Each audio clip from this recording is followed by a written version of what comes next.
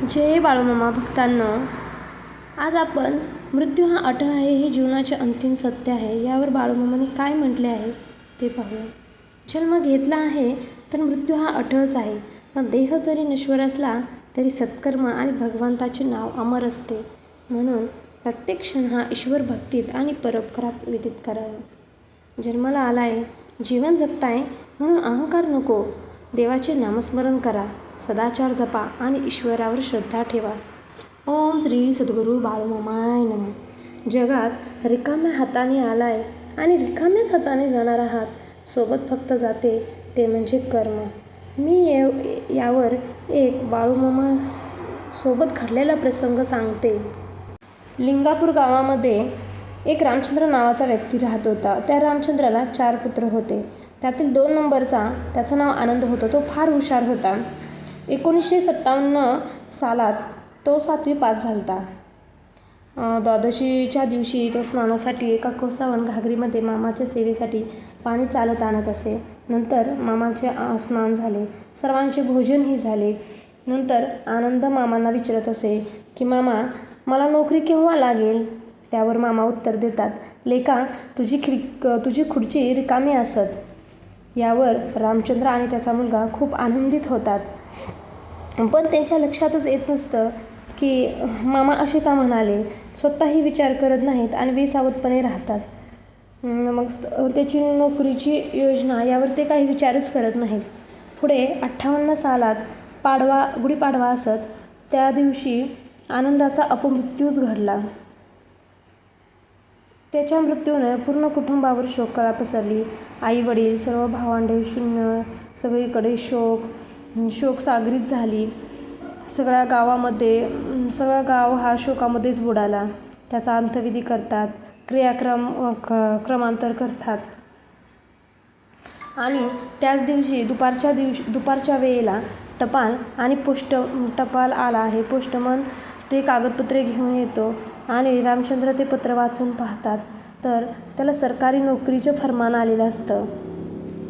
घरी तर शोकाकुल सगळे शोक करत होते. आणि नंतर ह्याच्या नोकरीचं फर्मान आलेलं आहे. सगळ्यांना धक्का बसतो.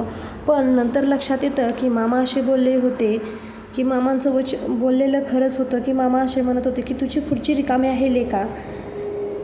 मामा जे बोलती ते कदापिच असत्य होत नाहीत. सगळे सुन्न होती आणि त्या पूर्ण कुटुंबाला त्याची प्रचिती येते. पुढे पावसाळी मुक्कामास मामा लिंगापुरास येते. रामचंद्राला भेटाया सर्व सांगून रामचंद्र शोक करी. मामा त्यांचे सांत्वन करत असत, म्हणत की जो जन्माला येणार आहे तो मरणारच आहे. प्रत्येकाची आयुष्य मर्यादाप्रमाण ही ठरलेलीच असते. तू शोक करू नको. ज्या गोष्टी नसती कोणाच्या हाती, न कळे कोणा प्रारब्धी, न टळे अटळ देवी आपत्ती. जे झालं ते होऊ दे, आता ते होणारच होतं. पुढे मामा त्यांना एक कथा सांगतात की शंकर आणि पार्वती चाललेले असतात विमानातून. मग एक मुलगा झाडाच्या शेंडाशी बसलेला असतो आणि मुळाशी फांदी म्हणजे तोडत असत. मग महादेव पार्वती जाताना बघतात आणि पार्वती महादेवाला म्हणते की तुम्ही हे असं का करतो आहे, ह्या स्वतः मृत्यूशी कवटाळत आहे, तर तुम्ही यासाठी तरी काहीतरी करा. मग महादेव पार्वतीला म्हणतात की जे होणार आहे, जे विधिलिखित आहे ते होणारच आहे. आपण कसंच करून ते टाळू शकत नाही. त्या मुलाचा तसाच मृत्यूयोग लिहिलेला आहे. पण पार्वतीला हे कारण पटेना. ती म्हणे आपण दोघेजण बाजूला उभा राहून त्या विहिरीच्या दोघेही त्याला पडताना सावरूया. मग महादेव बोलतात पार्वतीला, त्या कोसळताना म्हणजे तो जेव्हा पडणार आहे त्यावेळेस जर तो हाक देईल, जर तो आई आई म्हणेल तर त्याला तू सांभाळायचं, आणि जर तो बाबा बाबा म्हणेल तर त्याला मी सांभाळेन हे नक्की.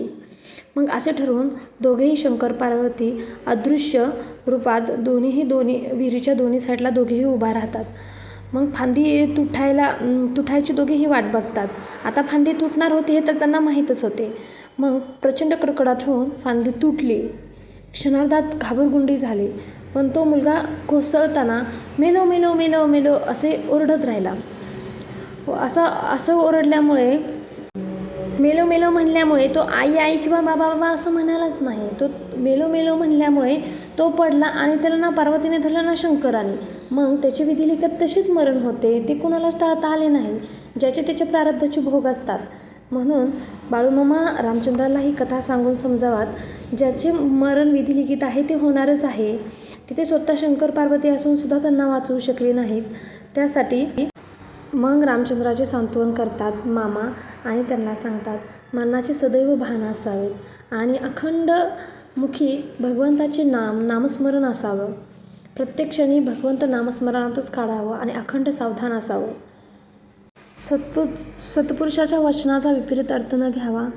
ज्याची ज्याची भक्ती, ज्याची ज्याची कल्पना, त्याचे प्रारब्धाचे भोग हे कमी होतात. त्यामुळे संत सत्पुरुषाच्या भेटीसाठी अनंत जन्माची पुण्यही असाय पाहिजे. ती रामचंद्राला त्याच्या मुलाला लाभले आहे बाळूमामाच्या कृपेने, बाळूमामाच्या स्वरूपात. आणि त्यांनी भक्तिमार्गाची योगी महतीही त्यांना समजून सांगितलेली आहे. तर मृत्यू हा अटळ आहे, त्याला कोणीही सुद्धा थांबवू शकत नाही, असे बाळूमामाने सांगितलेले आहेत. जे जे भोगावे लागतात भोग म्हणजे जे ज्याचे भोग भोगावे लागतात त्याला ते कर्मापासून आपल्या पूर्वकर्मापासून आपल्याला मिळालेले असते ते भोगावेच लागतात.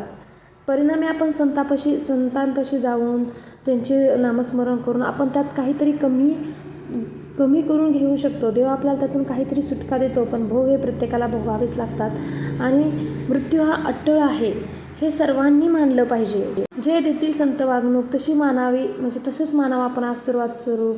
त्यांना शरण जावावं, संतांना शरण जावावं, सत्कर्म आचरावं, सत्कर्मात राहावं, दानधर्म करावं, देवाचं नामस्मरण करावं. यात जीवनाचं सार्थक आहे हेही बाळूमामाने त्यांना समजून सांगितलं. सरळ स्वभाव धरून चालायचं आणि हा जो सरळ स्वभाव धरून चालेल आणि मामावर विश्वास ठेवेल त्याला मामा कधी कमी पडून देणार नाहीत आणि कुठल्याही गोष्टीला क्षणोक्षणी त्यांना मदत करणार. आणि अशी प्रत्येक भक्तांना संधी आलेली आहे.